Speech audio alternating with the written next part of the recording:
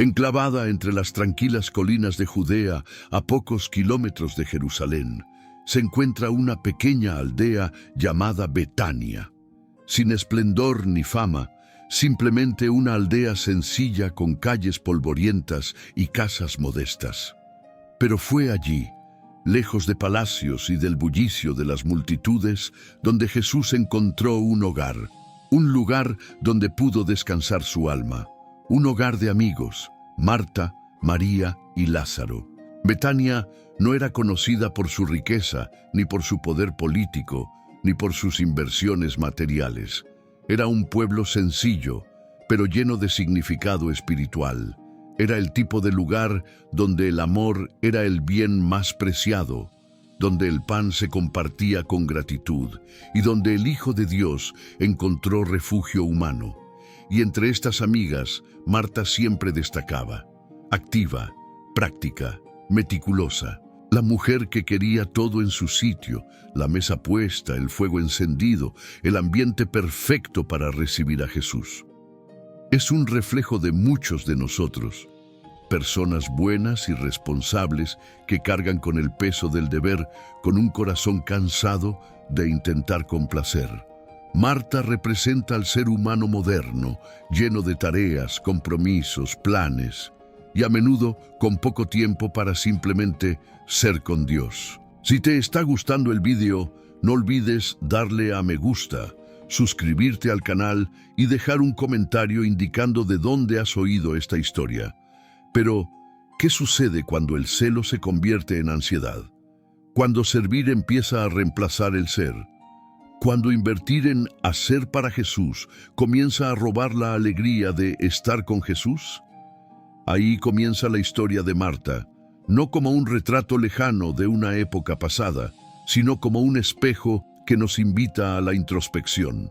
Porque Betania puede ser más que un simple pueblo en un mapa. Puede ser el espacio dentro de nuestros corazones, el hogar donde Cristo anhela entrar y reposar. Betania.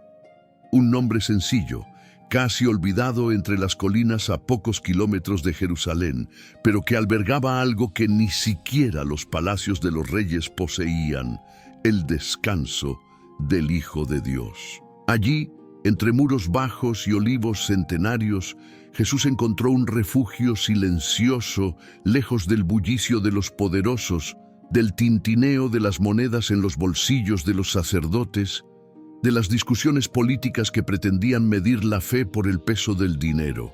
Betania era el refugio de lo invisible, pequeño pero eterno, un pueblo tan discreto que podría haber pasado desapercibido de no ser porque el cielo solía detenerse allí. Dicen que Betania significa casa de los pobres o casa de los higos. Divina ironía, el hogar del Rey de Reyes no era un palacio de mármol, sino una casa sencilla con las puertas abiertas, donde la inversión no era en oro, sino en amistad. Jesús pudo haber elegido los jardines de Herodes o las casas ricas de Jerusalén, pero prefirió aquella casa donde el aroma del pan recién horneado se mezclaba con el sonido de voces que lo amaban sin pedir nada a cambio. Es curioso. El Hijo del Dios Altísimo, dueño de toda riqueza y poder, Salmo 24:1, eligió descansar donde reinaban la sencillez y la verdad. La escena parece sacada de una película muda. El sol se pone sobre el monte de los olivos, los discípulos llegan cubiertos de polvo y una mujer, Marta, corre hacia la puerta, secándose las manos en el delantal, con el corazón palpitante. Es de esas personas que convierten la hospitalidad en un ministerio. La mesa está puesta, el aceite brilla en los cuencos y el ambiente irradia la calidez de la presencia divina. Mientras muchos buscaban milagros, Marta ofreció un lugar, un hogar, una inversión invisible pero eterna. Y quizás ese sea el mayor poder de Betania. Allí Jesús no era solo el maestro, era el amigo. Hay un detalle curioso que pocos conocen. Betania fue el último lugar donde Jesús se quedó antes de la crucifixión. Mateo 21:17. No fue Jerusalén quien lo acogió en sus últimos días, sino aquella pequeña aldea. Es como si Dios quisiera recordarnos que el verdadero descanso no se encuentra donde hay pompa y estatus, sino donde hay amor genuino, donde hay espacio para que Él entre. En Betania, la presencia divina se sentía como en casa, como si cada ladrillo hubiera sido colocado con fe. Quizás esta sea la lección que se les escapa a quienes miden el valor de la vida con cifras monetarias. No toda inversión genera ganancias inmediatas. A veces, la mayor recompensa proviene de lo invisible, la risa de quienes dan la bienvenida, el abrazo sincero, el pan compartido. El poder de Betania no radicaba en sus estructuras, sino en la sencillez de un hogar donde Jesús podía descansar en cuerpo y alma. Y hay algo profundamente simbólico en esto. Si incluso Cristo necesitó un lugar para descansar, ¿cuánto más lo necesitamos nosotros? ¿Cuántas veces nuestro hogar espiritual se asemeja más a Jerusalén, llena de movimiento, tareas y ruido, que a Betania, donde Él simplemente podría estar? Quizás el Maestro aún busca lugares donde ser bienvenido, no por lo que puede dar, sino por quien es. Quizás aún espera encontrar, en medio del caos de nuestros días, un corazón que se abra y diga: Señor, quédate con nosotros, porque se hace tarde. Lucas 24:29. Y aunque Betania era una aldea pequeña, su corazón era inmenso. El hogar de Marta, María y Lázaro se convirtió en un lugar donde el cielo y la tierra se encontraban. Un hogar sencillo, pero donde los milagros aprendían a suceder. Un lugar de refugio, pero también de revelación. Porque donde Jesús reposa, algo siempre despierta. Pero cada hogar tiene sus contrastes.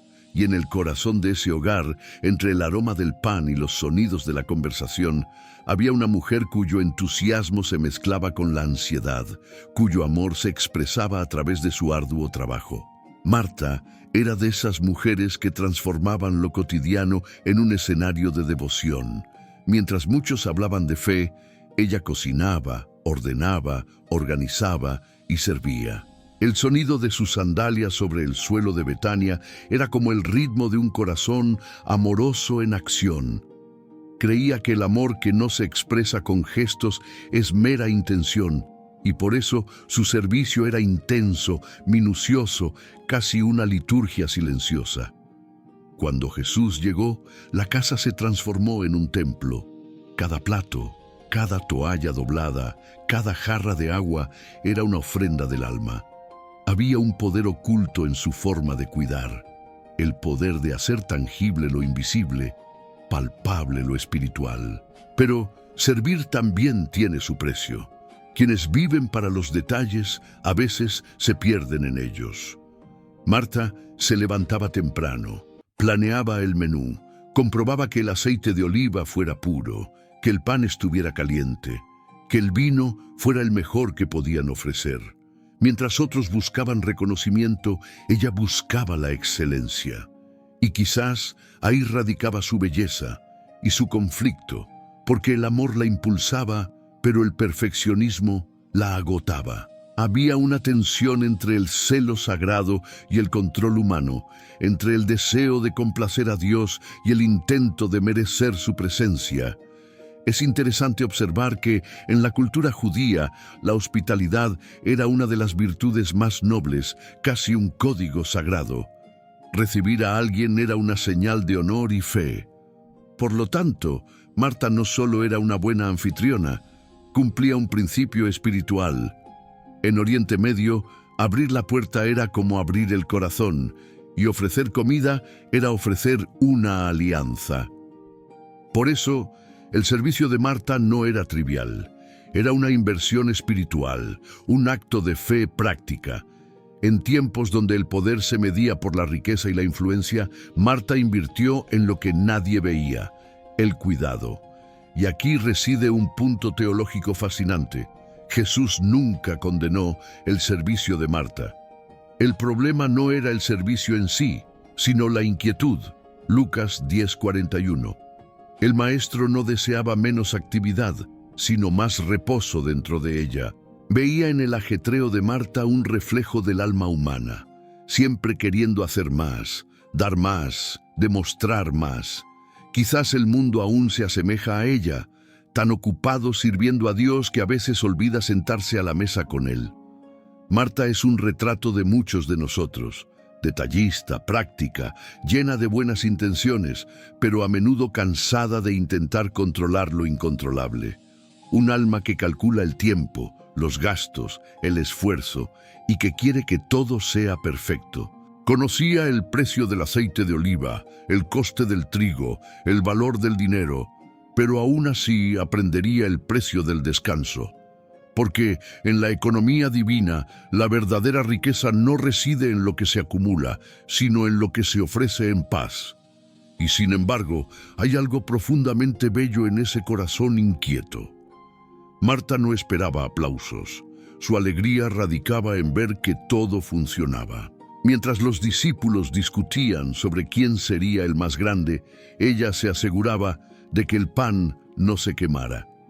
Y quizás por eso a Jesús le encantaba estar en su casa, porque allí veía la fe puesta en práctica.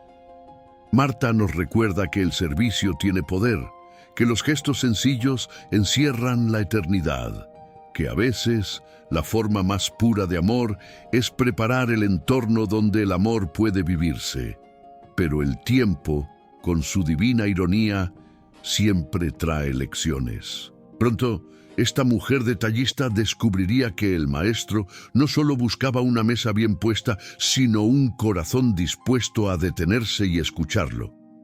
Y cuando esa visita se produjo, el choque entre el hacer y el ser revelaría algo mucho mayor de lo que jamás hubiera imaginado. Hacía calor y el polvo del camino se les pegaba a los pies, como un recordatorio del viaje. Jesús llega a Betania y una vez más el ambiente parece transformarse. Marta, con la mirada atenta de quien sabe leer el ambiente, percibe el momento. Toda la casa gira en torno a su presencia. Hay ollas hirviendo, toallas extendidas, agua que traen. Todo tiene que ser perfecto. Al fin y al cabo, es el maestro. El sonido de las ollas, el ritmo de los pasos, el olor a pan en el horno, es una sinfonía de trabajo. Marta trabaja con ahínco y, mientras remueve la olla, quizá murmura una oración silenciosa, que todo sea digno de él. Pero entre el bullicio de la cocina y el murmullo de las conversaciones, hay una ausencia que la inquieta. ¿Dónde está María? En la sala, la escena es distinta. María está sentada a los pies de Jesús, escuchando. Sus ojos están fijos en el rabino, su alma absorbiendo cada palabra.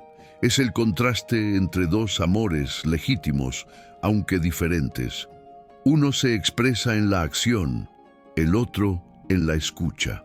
Marta observa desde la cocina, con el sudor en la frente y el corazón apesadumbrado. Algo en su interior mezcla cansancio con frustración. Al fin y al cabo, ¿quién haría el trabajo si todos los demás solo escucharan? Y le asalta un pensamiento humano y sincero. Señor, ¿no te importa que mi hermana me haya dejado sola con todo el trabajo? Dile que me ayude. Lucas 10:40. La frase resuena en el aire. Es el clamor de un alma que ama, pero está agotada. Jesús, sin embargo, no responde con reproche, sino con ternura. Marta, Marta, estás preocupada y ansiosa por muchas cosas, pero solo una es necesaria. María ha escogido la mejor parte, la cual no le será quitada.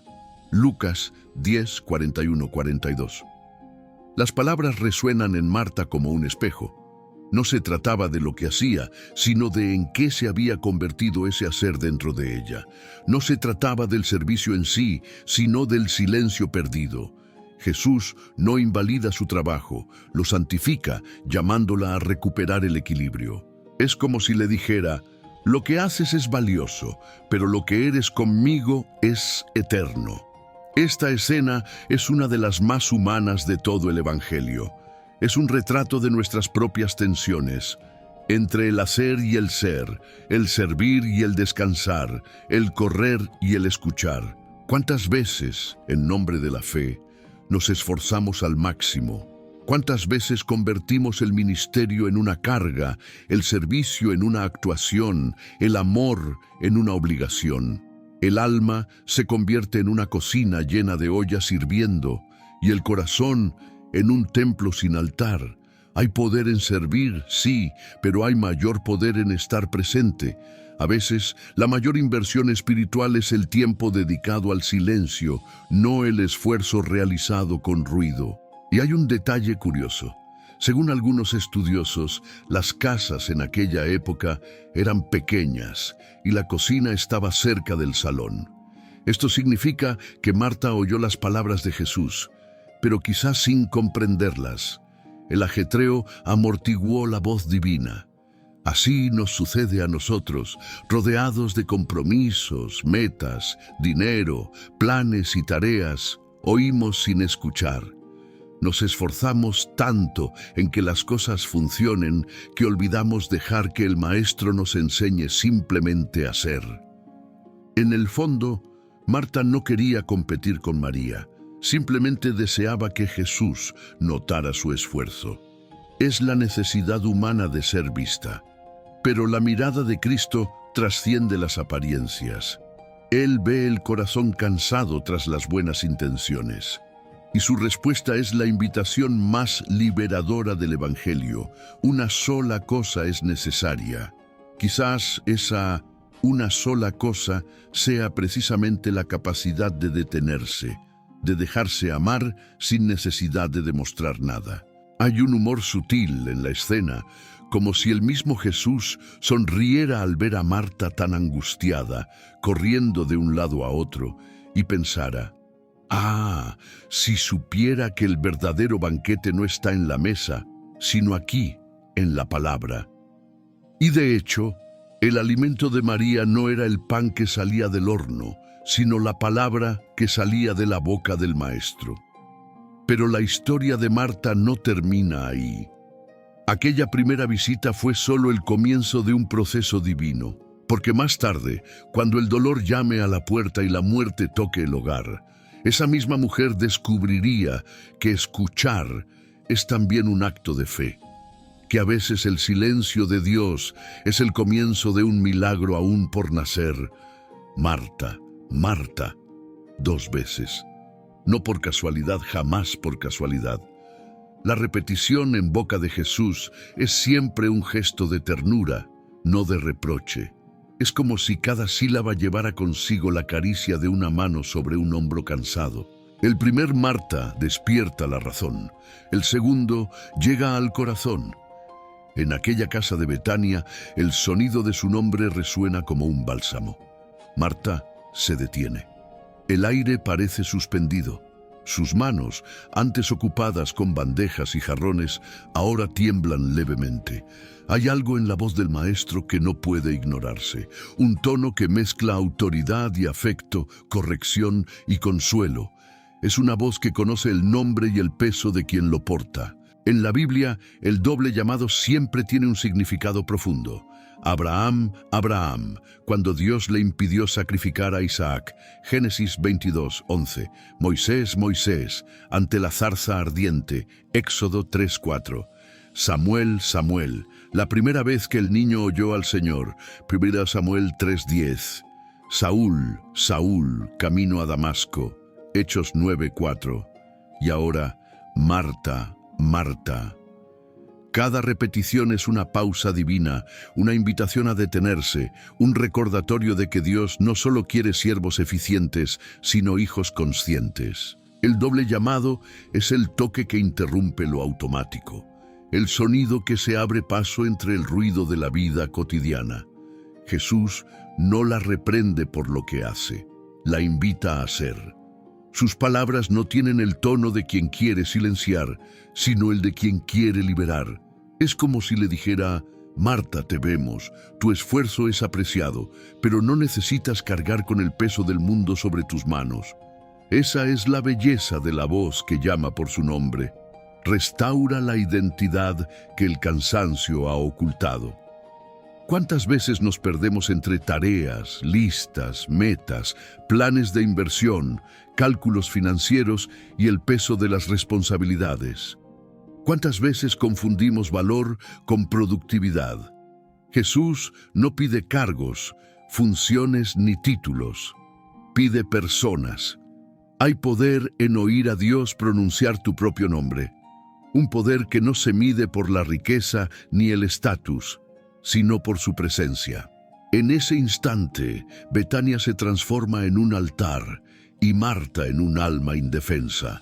El tiempo se ralentiza, la mente agitada encuentra la paz, y la casa, antes llena de bullicio, se convierte en el escenario de una revelación íntima. A veces, el mayor milagro no es ver a los muertos resucitados, sino el alma ansiosa aprendiendo a descansar. Dato curioso, la palabra Marta proviene del arameo Marta. La palabra señora significa señora o dominatrix. ¿Y acaso no es simbólico? La señora de la casa oye por primera vez que hay un señor superior a ella.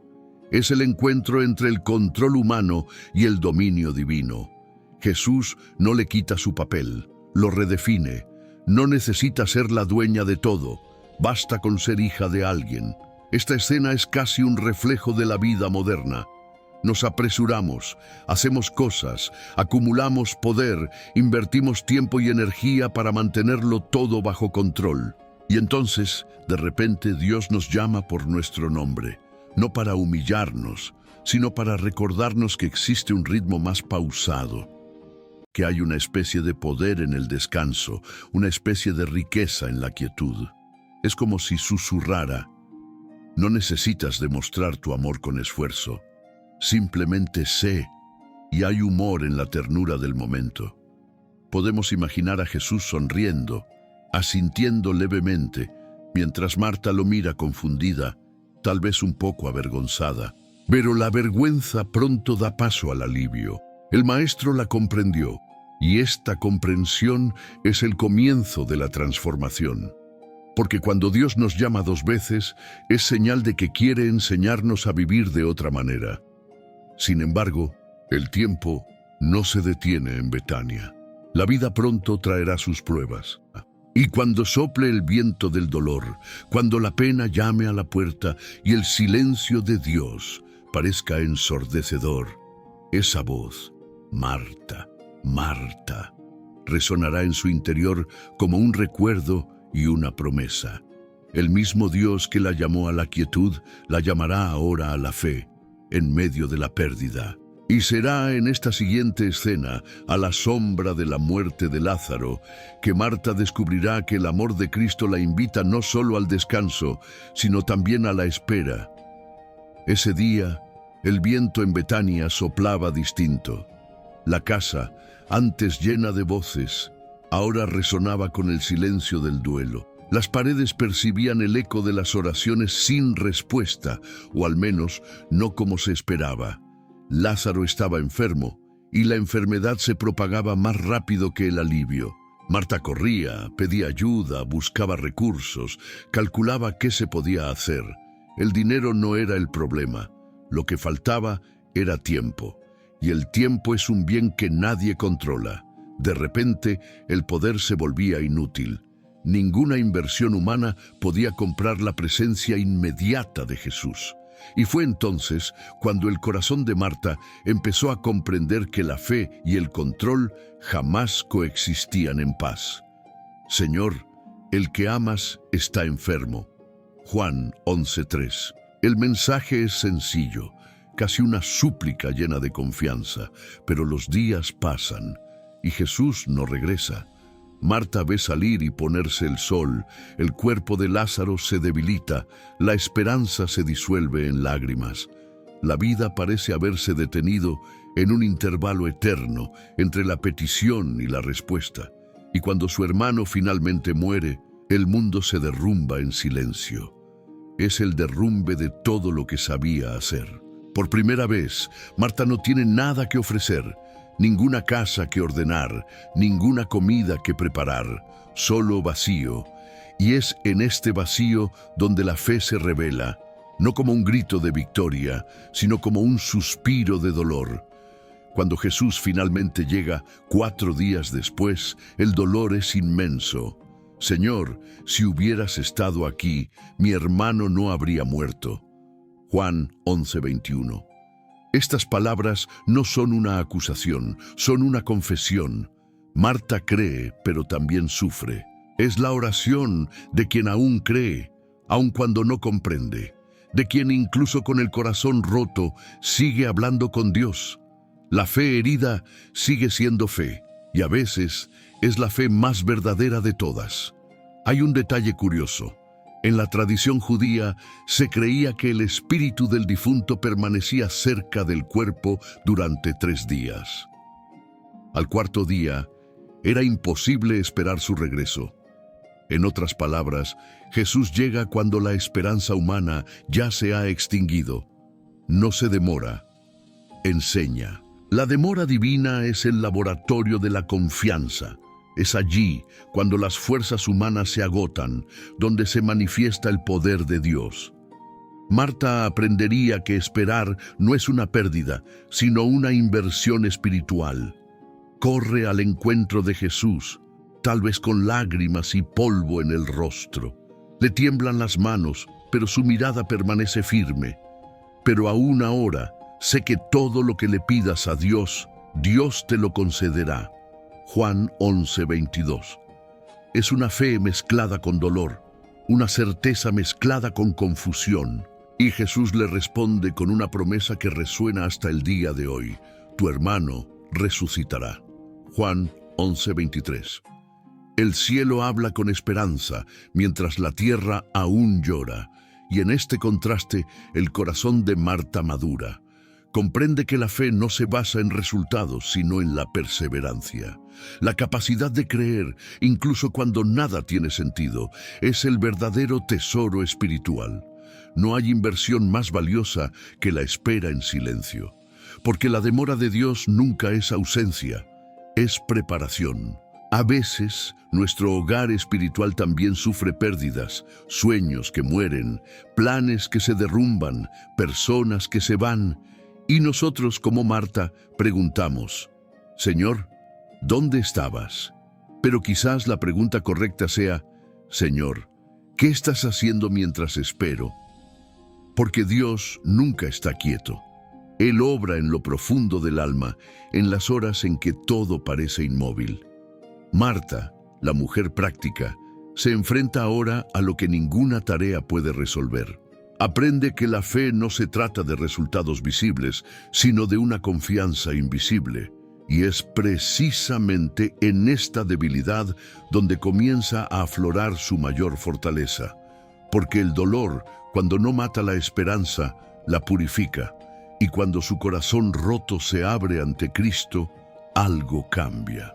Pero el milagro aún no ha ocurrido. Jesús habla de la resurrección. Y Marta intenta comprender. Cree, pero aún piensa que es una promesa lejana. Yo sé que resucitaré en la resurrección, en el día final. Juan 11:24. No imagina que el mismo autor de la vida está a punto de transformar el duelo en revelación. Y es en ese momento, en el umbral entre la incredulidad y el asombro, que Jesús la guiará a la mayor declaración de fe de su vida. El camino a la tumba es arduo, pero hay algo nuevo en la mirada de Marta. Es cierto que las lágrimas aún corren por su rostro, pero ahora hay una serena firmeza en su voz. Jesús la mira, y entre el dolor y la esperanza, tiene lugar uno de los diálogos más conmovedores de todo el Evangelio. Jesús le dijo, Yo soy la resurrección y la vida. El que cree en mí, aunque muera, vivirá, y todo aquel que vive y cree en mí no morirá jamás. ¿Crees esto? Juan 11:25-26.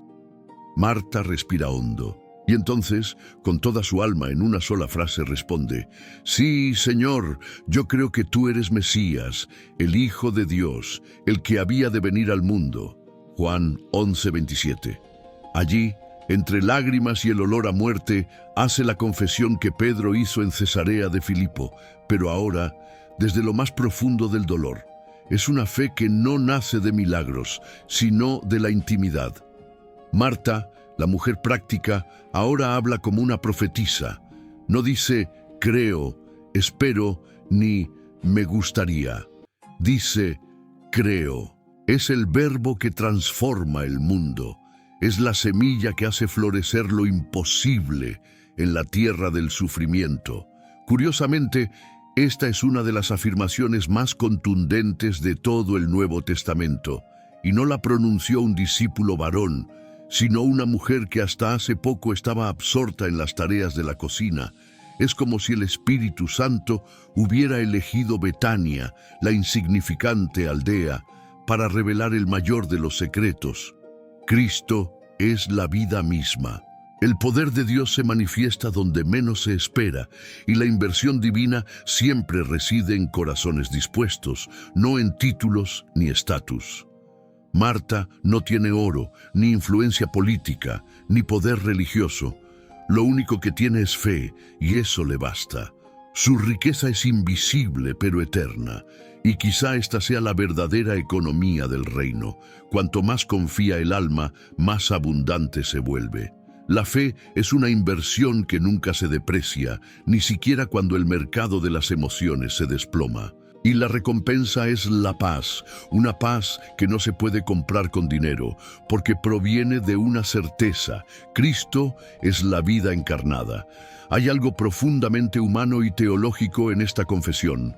Marta no niega la realidad, sabe que su hermano ha muerto, siente el dolor, el peso, la ausencia, pero al mismo tiempo afirma una verdad mayor: tú eres el Cristo.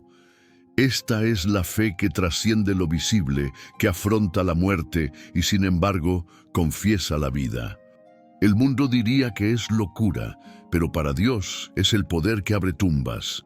Podemos imaginar la escena como una toma cinematográfica, el rostro de Marta iluminado por la luz que se filtra entre los olivos, lágrimas mezcladas con el polvo.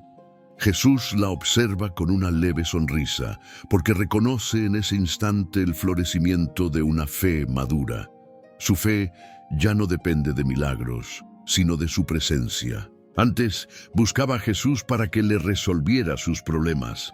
Ahora lo reconoce como la solución misma. Esta es la diferencia entre servir y creer, entre actuar por amor y permanecer por confianza. Y aquí es donde la narración cambia de tono. Marta, antes impulsada por la urgencia, ahora se mueve por la certeza. Sus palabras se convierten en profecía. Sin saberlo, su confesión prepara el terreno para la mayor muestra de poder que Bethany jamás presenciará. Es como si cada una de sus frases abriera un espacio para lo imposible. La fe verbalizada es como una llave, y en ese instante, el cielo escucha y la tumba comienza a agitarse. Porque la verdadera fe no es teórica, sino práctica. Se involucra con la realidad, y como una corriente eléctrica conecta el corazón humano con el trono divino. Marta se ha convertido en algo más que una anfitriona. Ahora es una discípula madura, una teóloga de la vida cotidiana, una mujer cuya alma ha comprendido que creer es el mayor acto de poder que existe. Pero Cristo no vino solo a escuchar confesiones, vino a transformar las palabras en testimonio. Y mientras Marta aún se enjugaba las lágrimas, Jesús comenzó a caminar hacia la tumba. El ambiente cambió. El silencio se hizo pesado. El olor a muerte aún persistía, pero algo invisible comenzó a palpitar en la atmósfera. El tiempo de creer estaba a punto de convertirse en el tiempo de ver. El sendero hacia la tumba es angosto, cubierto de piedras y sombras. Cada paso resuena como un eco entre lo que fue y lo que aún puede ser. La gente sigue a Jesús, algunos en silencio, otros murmurando, con la mirada fija en el lugar donde la muerte parece haber vencido. Marta camina adelante, como si cargara con el peso mismo de la esperanza. Su corazón aún late entre la fe y el temor, y Jesús sereno, permanece ante la tumba. Allí yace Lázaro, o mejor dicho, lo que queda de su historia visible. Su cuerpo envuelto en vendas, el olor del tiempo y del fin, 4 días. Es el número que sella la imposibilidad, el plazo en el que el milagro, según toda lógica humana, ya ha expirado. Y es precisamente allí donde Cristo elige actuar. No compite con lo natural, lo trasciende. Quita la piedra, Señor, dice Jesús. Una frase sencilla, pero que sacude el mundo interior de Marta. Quitar la piedra es más que mover un obstáculo físico. Es un acto simbólico de fe. Es abrir espacio para lo imposible. Es permitir que entre la luz donde solo había oscuridad. Marta duda. Señor, a estas alturas huele mal, pues lleva muerto 4 días. Su voz mezcla razón y temor. Y Jesús responde con ternura y autoridad. No les dije que si creen, verán la gloria de Dios. Esta es la economía del reino. Antes de ver, hay que creer. Antes del resultado, se requiere fe. La obediencia es la moneda que permite experimentar el milagro. Y cuando se quita la piedra, no solo se abre la tumba, sino que el corazón humano queda expuesto ante Dios. La escena es densa, cargada de simbolismo. Sopla el viento, reina el silencio, y Cristo alza los ojos al cielo. Padre, te doy gracias porque me has escuchado. Sin espectáculo, sin fórmula mágica, solo gratitud anticipada. Jesús da gracias antes de que ocurra el milagro, porque la fe siempre opera en el tiempo de la eternidad, donde el resultado ya está consumado. Ora en voz alta, no por necesidad, sino para que todos lo oigan. Es como si dijera, el poder está aquí, pero necesitan creer para verlo. Entonces, con una voz que atraviesa el tiempo y rasga el velo entre el cielo y el infierno, clama, Lázaro, ven aquí. 3 palabras, y el universo entero se postra ante ellas. La palabra creadora resuena una vez más, como en el principio de los tiempos. La muerte escucha y obedece. El cuerpo inmóvil comienza a moverse. Las vendas se retuercen, lo imposible respira. Y el hombre emerge, aún atado, pero vivo. El milagro ocurre ante todos, no para demostrar poder, sino para revelar que el amor es más fuerte que la muerte. Marta lo observa todo, paralizada. Es como si el tiempo se hubiera detenido. Aquel a quien había enterrado ahora camina hacia la luz. Y de repente, todo lo que parecía perdido vuelve a palpitar. Su fe, que parecía pequeña, se convierte ahora en testimonio. Y Jesús, mirando a los presentes, dice, desátenlo y déjenlo ir. Es una invitación a participar en el milagro, porque Dios hace lo imposible, pero llama al hombre a liberar lo que aún está atado. La piedra, el olor, la vacilación, todo lo que antes representaba la derrota, se convierte ahora en una escena de victoria. Y aquí un detalle precioso. Jesús nunca movió la piedra, nunca desató las vendas, delegó esa tarea en quienes estaban allí, porque la fe genuina no es pasiva, se manifiesta en acciones. Dios da la vida, pero es el hombre quien elimina los vestigios del pasado. En ese instante, Betania se convierte en el escenario donde la eternidad toca tierra. La muerte, que hasta entonces había reinado suprema, pierde su trono ante la palabra de vida. El milagro es más que la resurrección de Lázaro, es la revelación del reino en acción. Y Marta lo comprende. Comprende que el poder de Dios no solo impresiona, sino que restaura. Que la fe siempre se recompensa con la vida. Y que el verdadero milagro no es la tumba abierta, sino el corazón transformado. Pero el milagro, por glorioso que sea, tendrá consecuencias. La noticia se difundirá. Los líderes religiosos reaccionarán y la cruz comenzará a vislumbrarse en el horizonte. Porque todo verdadero milagro sacude las estructuras espirituales, sociales y políticas. Y Jesús lo sabe. Mientras la multitud celebra, Él mira a Lázaro, sonríe y permanece en silencio. En el brillo de sus ojos hay algo sagrado y melancólico, pues aquel que llama a los muertos a la vida sabe que pronto dará a los suyos. Y así termina el milagro, no como un final, sino como un presagio. Porque la tumba de Betania es solo un ensayo para la tumba de Jerusalén. Lo que allí sucedió es la semilla de lo que está por venir. Y mientras Marta abraza a su hermano, sin comprenderlo del todo, el cielo ya se prepara para el mayor de los actos divinos, el día en que Cristo mismo oirá la voz del Padre que dice: «Hijo, ven fuera». Tras disiparse el polvo y transformarse el llanto en asombro, Betania ya no fue la misma. Las calles, antes sumidas en el silencio del duelo, ahora vibran con murmullos de fe. Lázaro vive, y Marta, siempre tan detallista, se descubre partícipe de la historia de lo imposible. Jesús no obró el milagro solo, la involucró en el proceso, la llamó a actuar, a colaborar. Y este es uno de los secretos más profundos del reino. Dios no busca espectadores, crea socios.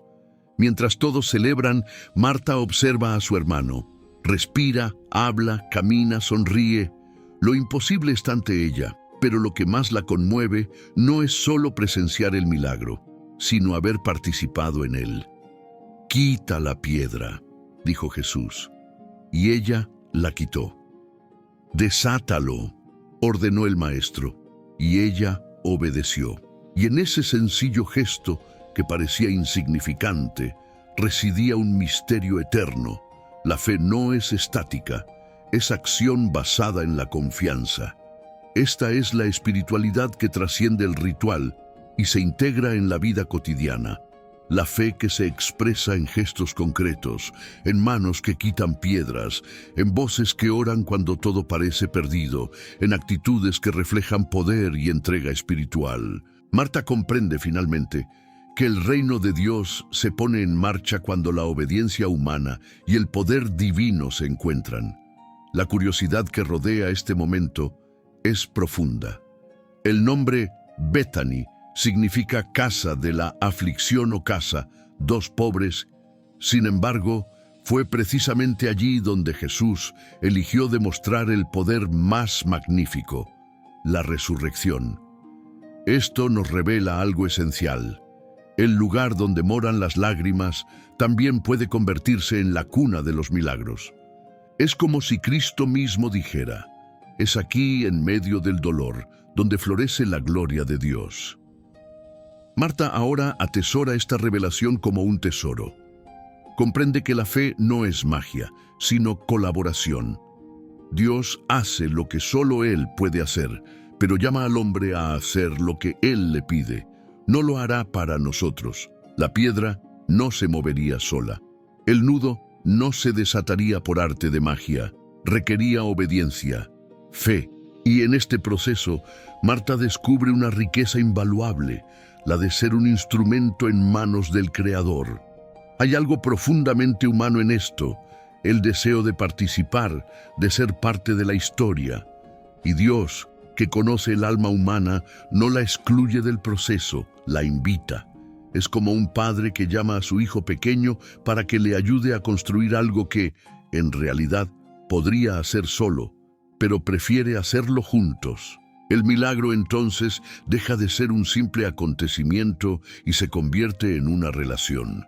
Marta, que antes quería controlarlo todo, ahora comprende que el verdadero poder reside en la confianza. Y esta confianza no es pasiva, sino una entrega activa. Una fe que actúa incluso sin comprender. Cuando movió la piedra, no sabía qué sucedería después. Cuando desató las vendas, no podía imaginar lo que vería. Pero cada uno de sus gestos era un acto de culto práctico, una liturgia silenciosa, un sermón sin palabras. Jesús, a su vez, la observa y tal vez sonríe, porque eso es lo que Él siempre quiso. Corazones dispuestos, no perfectos, no infalibles, solo dispuestos a obedecer. Marta no lo entiende todo, pero entiende lo suficiente, que el reino se manifiesta cuando la fe se convierte en acción. Y esta comprensión la libera de algo más profundo que la ansiedad. La libera de la necesidad de controlarlo todo. Y aquí un contraste interesante. En un mundo donde el dinero, la inversión y el poder definen el valor, el milagro de Betania redefine el concepto de riqueza. Marta descubre que la verdadera inversión no es lo que hacemos con nuestras manos, sino lo que ponemos en el altar de nuestro corazón. La ganancia espiritual es incalculable cuando el amor es la moneda de cambio. El sol comienza a ponerse y el pueblo se tiñe de dorados. La presencia de Jesús aún flota en el aire y cada persona parece tocar lo invisible. Marta recoge las sábanas que una vez envolvieron al difunto y las dobla con cuidado, como si fueran reliquias sagradas. Para muchos no son más que retazos de lino. Para ella son testigos, recordatorios tangibles de que Dios transforma las ruinas en revelaciones. Y en el silencio del crepúsculo, Marta reflexiona: ¿cuántas piedras más necesito quitar? ¿Cuántas cosas dentro de mí aún necesitan ser desatadas para que una vida plena pueda florecer? Estas preguntas resuenan en su alma mientras Jesús, sereno, contempla el horizonte. El milagro ha terminado, pero algo en su interior sigue renaciendo. Marta siente que esto fue solo el comienzo. Porque si Jesús pudo resucitar a un muerto, ¿qué más podrá restaurar en un corazón que elige creer? Respira hondo, aún sin respuestas. Pero hay algo distinto en su mirada. Una paz madura, un nuevo brillo, una serena valentía. El mismo Dios que le pidió que moviera la piedra ahora conmueve su corazón. Y a lo lejos, el sonido de pasos se acerca. Una invitación tal vez. Un nuevo encuentro, una nueva comida. Porque todo milagro es una semilla, y la cena que se celebrará en Betania será el fruto de esa fe madura. El aroma a pan recién horneado ya empieza a inundar la casa. Marta sonríe, sin saber que en el próximo capítulo servirá al mismo Cristo que venció a la muerte, no con angustia, sino con el corazón en paz. Betania, de nuevo, el mismo lugar, la misma casa, pero todo ha cambiado. El aire parece más ligero, el atardecer más cálido y el corazón de Marta más sereno. Ya no hay prisas ni voces tensas que resuenan por los pasillos, solo el crepitar del fuego, el aroma a pan recién horneado y el suave murmullo de las conversaciones. Jesús está allí otra vez, sentado a la mesa, y esta vez Marta sirve no con ansiedad, sino con adoración. Es curioso cómo Dios nos hace volver a los mismos lugares, pero con corazones diferentes. El escenario es el mismo. La casa en Betania, pero el espíritu es distinto. Antes, Marta estaba inquieta, preocupada por los detalles, por el tiempo y el esfuerzo invertidos, por la posibilidad de impresionar al maestro. Ahora comprende que el verdadero valor reside no en el desempeño, sino en la presencia. El texto bíblico, Juan 12:1-2, nos muestra la escena. Así que le ofrecieron allí una cena, y Marta sirvió, y Lázaro fue uno de los que se reclinaron a la mesa con él. Es un verso sencillo, pero lleno de significado. Marta sirve, como siempre, pero el verbo ahora tiene un tono diferente. Antes era ansiedad, ahora es paz. Antes era obligación, ahora es placer. Antes quería controlar la experiencia, ahora solo quiere participar en ella. Y hay un detalle fascinante. Esta cena en Betania tiene lugar unos días antes de la Pascua, poco antes de la crucifixión.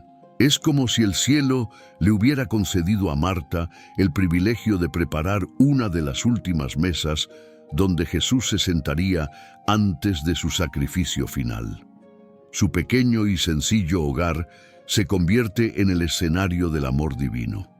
Su entrega a la hospitalidad se transforma en algo eterno, un servicio que resonará por toda la eternidad.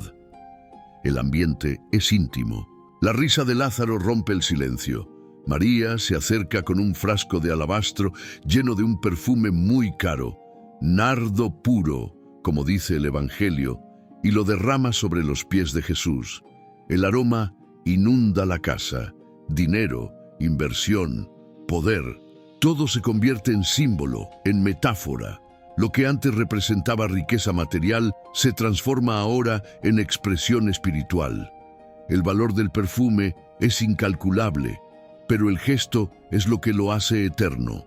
Y Marta, al ver a María arrodillada a los pies del Maestro, ya no siente envidia ni incomodidad.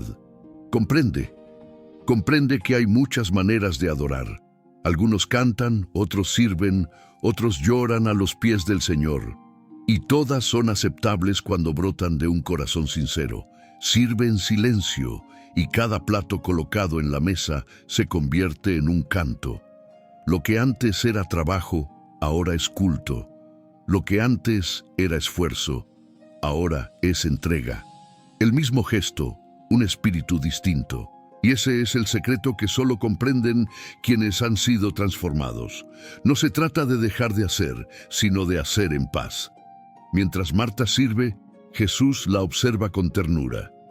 Quizás recuerda la primera visita, las prisas, la reprimenda, el doble llamado. Marta, Marta. Ahora, no hacen falta palabras. El silencio entre ellos lo dice todo. Es el tipo de silencio que existe entre amigos que se entienden con solo una mirada. Finalmente comprende que la verdadera riqueza no es la que se acumula, sino la que se da. Que el poder no reside en la dominación, sino en la generosidad.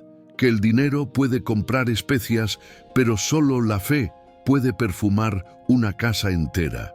Y en ese entorno, entre el pan y el perfume, entre risas y reverencia, Betania se convierte una vez más en el hogar donde Jesús reposa.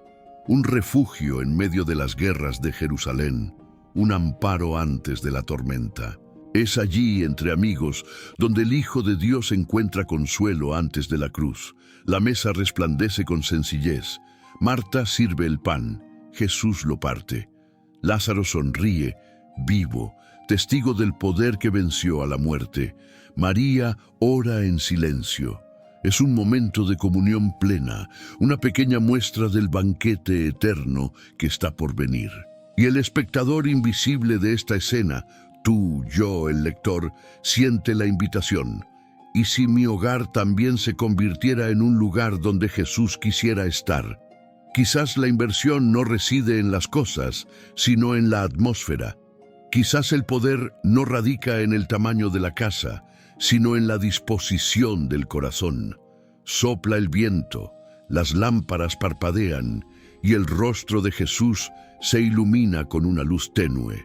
Marta se seca las manos en el delantal, lo mira y sonríe, una sonrisa que expresa todo lo que las palabras no pueden. Gracias por enseñarme a descansar mientras sirvo. Pero hay algo en la mirada de Cristo, una sombra, una premonición.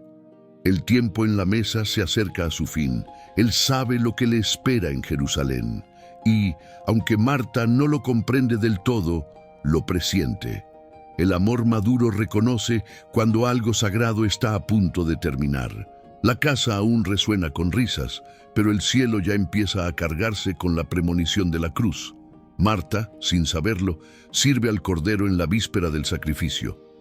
Y esta será la última cena antes de que el mundo cambie para siempre. En el fondo, aún perdura el aroma del nardo, un perfume de entrega, de amor, de eternidad. Y Bethany, una vez más, será recordada como el hogar donde el cielo y la tierra se encontraron, en la mesa de una sencilla cena entre amigos. Pero la historia de Marta aún no ha terminado. Lo que aprendió en silencio florecerá en lo que está por venir, porque toda verdadera transformación deja una huella de paz y propósito. El sol se pone sobre Betania por última vez antes de la cruz. El cielo se tiñe de cobre y púrpura, y las sombras de los olivos parecen inclinarse ante el misterio que está a punto de revelarse. Marta observa el horizonte con una mirada que ya no vaga, sino que reposa. El tiempo y el toque de Cristo han obrado en ella lo que ninguna fuerza humana podría. Han transformado el hacer en ser, el servir en adoración, el control en confianza. Marta es ahora una mujer distinta. Su rostro aún conserva los rasgos de quien se preocupa por los detalles, pero su corazón ha aprendido el ritmo del descanso. Comprendió que el poder de Dios no reside solo en grandes manifestaciones, sino también en la paz que aquieta el alma. Y quizá, al caminar por el patio, lo recuerda todo. La primera visita de Jesús, la amorosa reprensión, la tumba, la piedra, el milagro, la cena. Cada capítulo de su camino fue una inversión de gracia, un depósito de fe, un tesoro invisible. Hay un dato interesante sobre el nombre Marta.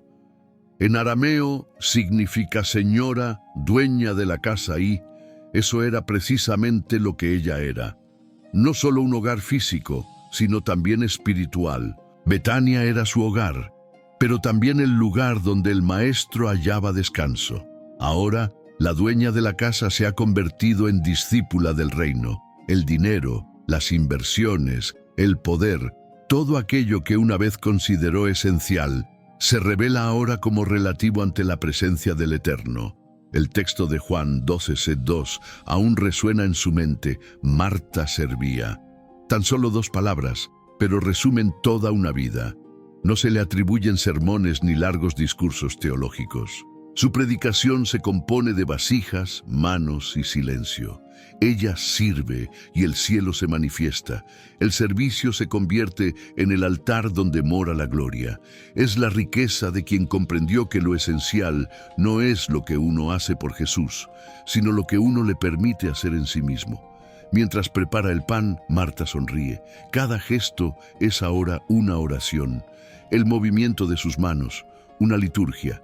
El sonido de la leña ardiendo, un himno de alabanza.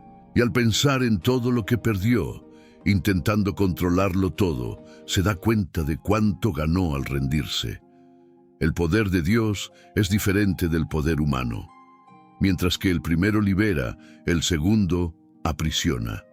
Y finalmente eligió lo que libera. Quizás en algún rincón de la casa, María canta suavemente y Lázaro relata la historia de cómo venció a la muerte. La casa respira ligereza. No hay tensión ni disputa, solo armonía. Marta, que antes intentaba dominar el ambiente, ahora trae paz. Su hogar se ha convertido en un reflejo de su corazón. Y cuando Jesús parte hacia Jerusalén, cargando con el peso del mundo, hay un instante en que mira hacia Betania, quizá por última vez. El pueblo que una vez lo acogió como huésped, ahora lo envía como Salvador. Y en silencio, Marta observa el polvo del camino. No hay desesperación, ni prisa, solo lágrimas silenciosas y un amor maduro que ha aprendido a confiar incluso sin comprender. La transformación de Marta refleja la de todo discípulo en proceso. Dios no la cambió quitándole su esencia, simplemente redirigió su energía. El celo que antes generaba ansiedad, ahora produce devoción. El deseo de servir permanece, pero sin la carga de la exigencia. Es el mismo fuego, pero ahora purificado. Y esta es la lección final.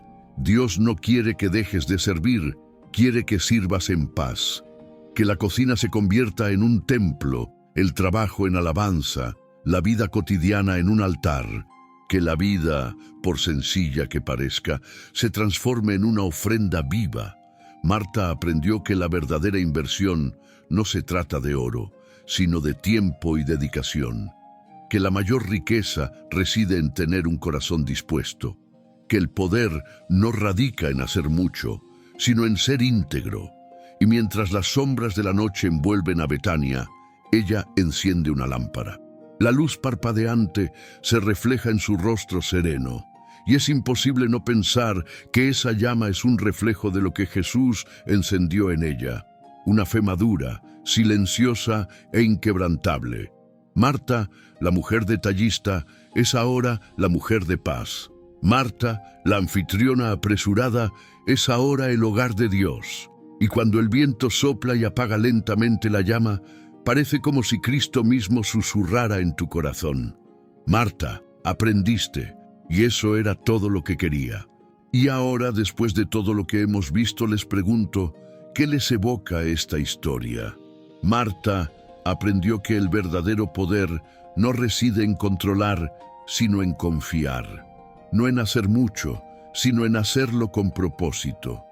¿Y ustedes qué intentan controlar todavía con sus propias manos? ¿Podría tu hogar, tu rutina, tus decisiones haber sido un lugar donde Jesús se sintiera a gusto? ¿O acaso el ruido de las tareas y las preocupaciones ha ahogado el sonido de su presencia? La vida de Marta nos muestra que Dios no solo quiere lo que hacemos, sino que quiere en quién nos convertimos mientras lo hacemos. La transformación comienza cuando la prisa da paso a la conciencia, cuando el servicio se convierte en adoración, cuando necesito hacer esto se transforma en quiero estar con Él. Así que les propongo un reto. Incorporen este mensaje a sus vidas. Sirvan con amor, pero vivan en paz. Trabajen, pero descansen entre jornadas. Actúen, pero sin perder de vista el objetivo, por quien tú haces. Y cuéntame en los comentarios, ¿en qué área de tu vida necesitas aprender a descansar mientras sirves? ¿Qué te enseñó esta historia sobre el equilibrio y la fe? Si este contenido te conmovió, te hizo reflexionar, te recordó que la presencia vale más que la actuación, suscríbete al canal, activa las notificaciones y acompáñame en este viaje de crecimiento espiritual y emocional. Porque en los próximos videos seguiremos explorando cómo personas comunes y corrientes como Marta, María y Lázaro vivieron encuentros extraordinarios con Dios. Y recuerden, Betania era solo una casa sencilla, hasta que Jesús entró.